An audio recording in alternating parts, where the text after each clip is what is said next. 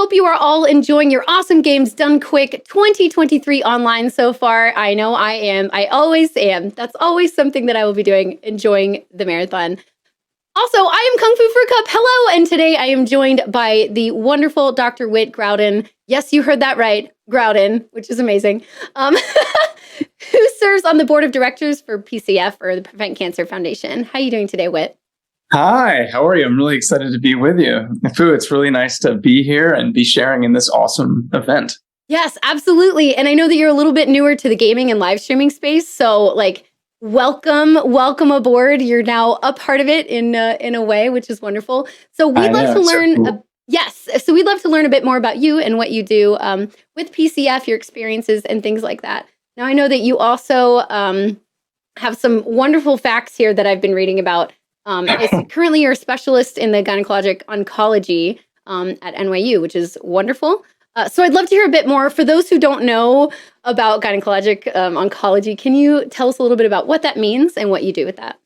Sure. No, Fu, absolutely. So I am a gynecologic oncologist, which essentially means that I take care of women as they're sort of dealing with women's types of cancers. That includes things like ovarian cancer, endometrial cancer, cervical cancer. And so, I help them figure out what's going on. And then I actually do the surgical procedures to begin the treatment for these types of cancers if surgery is indicated. And then I also administer the chemotherapy as well as the follow-up care in treating women with gynecologic cancers. And so it's really a privilege. I knew that I wanted to do this for a very long time. And I had discovered it really in medical school. And so, for about the last 20 years, I've really been fortunate to sort of have a wonderful practice getting to know people and being able to follow women for years and years and really, treat a variety of different types of problems and really think of innovative ways to really solve these very serious problems. Yeah, absolutely. Well, thank you for your wonderful work thus far, and I'm sure it will just continue on in the future. Now, you said you've been doing this for 20 years and that you kind of knew you wanted to get into this. Is there anything what's the inspiration behind that? What drew you to that? Well, it's an interesting story. Originally when I was in medical school, I sort of thought I wanted to do a different type of surgery. I wanted to be a neurosurgeon, actually, and I wanted to deal with tumors affecting the brain. But then I actually, on rotation, medical school, you visit a lot of different specialties and you try to figure out what you're going to be when you grow up. And I worked with the gynecologic oncologist, and I did this really innovative surgery. We were there for 6 hours. And then afterwards, I got to work with the patient afterwards. And then I was part of her chemotherapy care. And then I got to even follow her throughout medical school, which was really a very rare experience. I think a lot of medicine right now is a little bit balkanized, where you just have people that do one part and then sort of pass people to another person that does the next part. Mm-hmm. In gynecologic oncology, for a variety of different reasons, it evolved to be the GYN oncologist became the fulcrum of care. They essentially got to be involved with the surgery, do the surgery, but also involved with the medical care too. And that's something that's very special in medicine. And I realized that was really what I wanted to do. I wanted to sort of quarterback the whole story and be part of people's lives at various different phases of the care.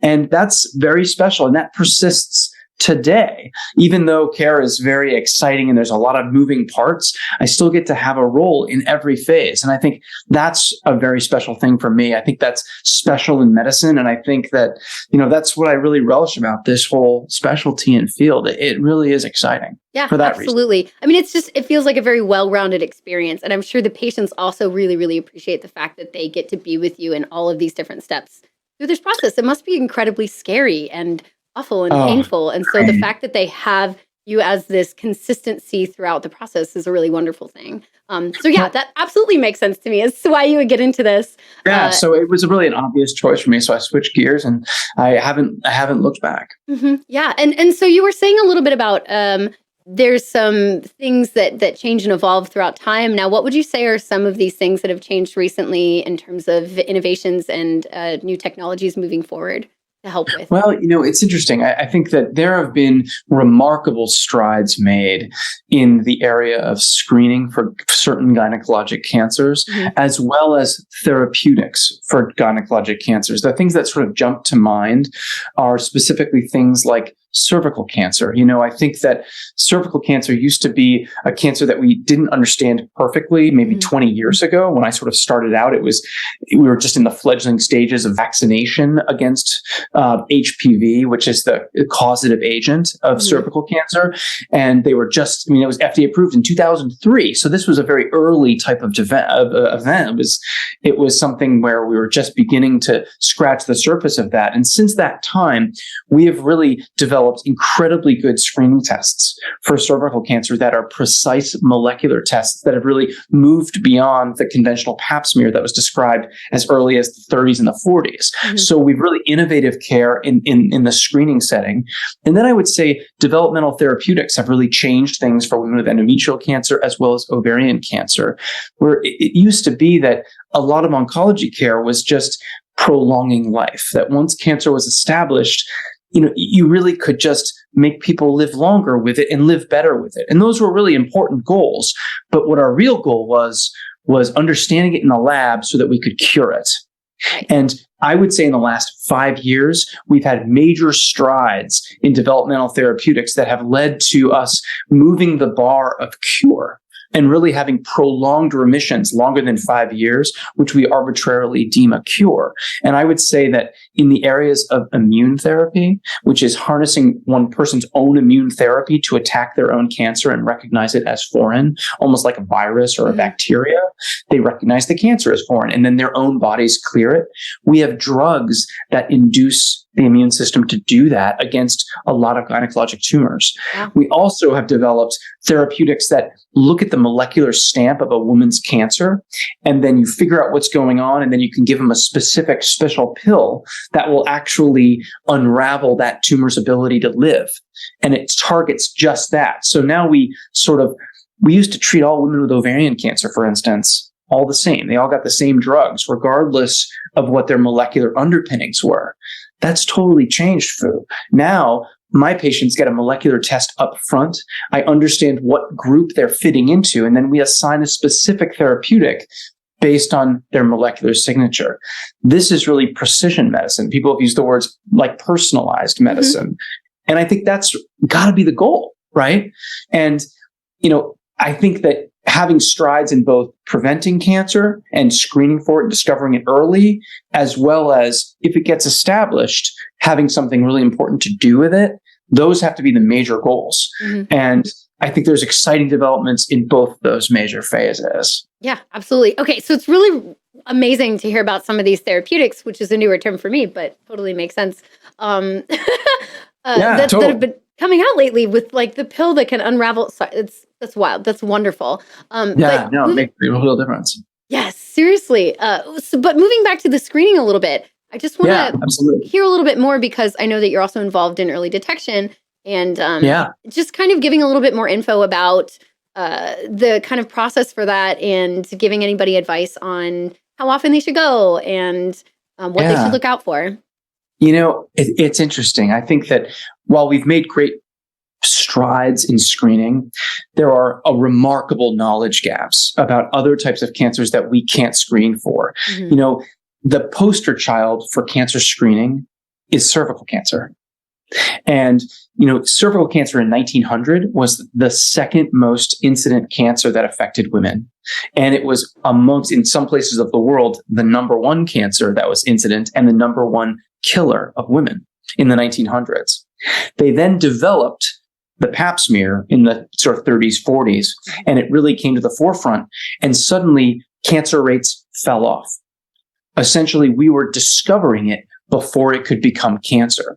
And it proved to doctors early on, before there were even really established cancer societies, that if you screen for a cancer and you get it early, you can cure it. Or in the case of cervical cancer, if you find it before it even becomes a cancer as a pre-cancer, then you can really change the story. And that's what pap smears did for us.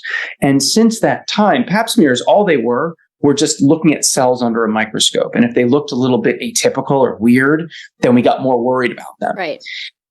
Our precision is so much better now. We have molecular testing that can even tell you what strain of HPV is causing the abnormalities.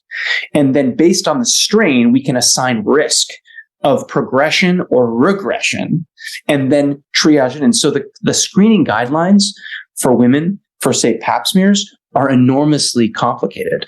I even have GYN doctors asking me, what do you think we should do with this? Because it used to be really easy. You got a pap every year and you just sort of did that. Now the screening guidelines, they really have memory, and it matters what the molecular profile is. So you could have to get pap smears as often as 6 months, or you could go 5 years.